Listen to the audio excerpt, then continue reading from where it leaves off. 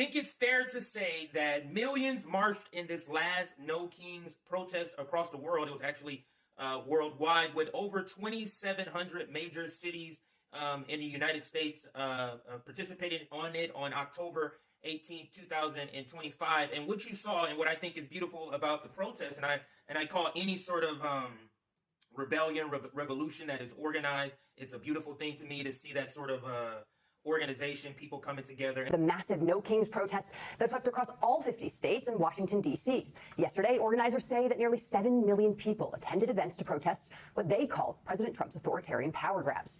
To put that in perspective, that's 2 million more people than the first No Kings protest back in June.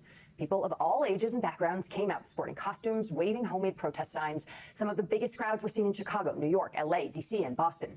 The crowds also turned out into smaller cities and towns. Protesters even showed up in Republican-led states that voted for Trump in 2024.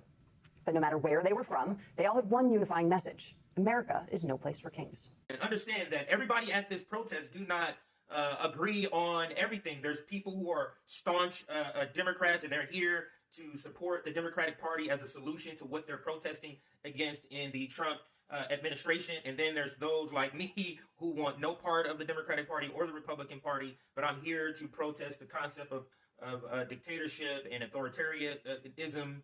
It doesn't matter which party. If this was the Democratic Party doing the same thing, I would do the same protest. And you have within this same group, you have people that were protesting for the genocide or against the genocide that was happening or happening in Gaza, inflicted on the Palestinians. And then you have those like libertarians. I saw a libertarian at the march that was close near me. I saw a bunch of like non-affiliates. So it brought together a lot of different people to protest one singular or a couple of a handful of concepts, and that was at the No Kings rally. They're not going to intimidate us with tyrant talk.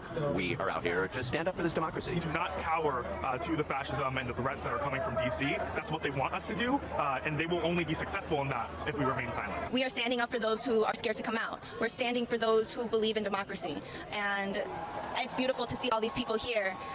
It gives me hope. It gives me a lot of hope, honestly. And that's what we all believe in. We believe in hope. We believe in getting back to America's beautiful self. And for those of us who are part of what I would call the real resistance, meaning you understand that the Democratic Party and the Republican Party work together to inflict with the empire of the United States one. So you're not necessarily falling for the tap tent, the sort of virtue signaling of the Democratic Party. So to that audience, I would say stand strong in your support of non-dictatorship, non-authoritarianism, and make sure you do not fall in the trap of the Democratic Party or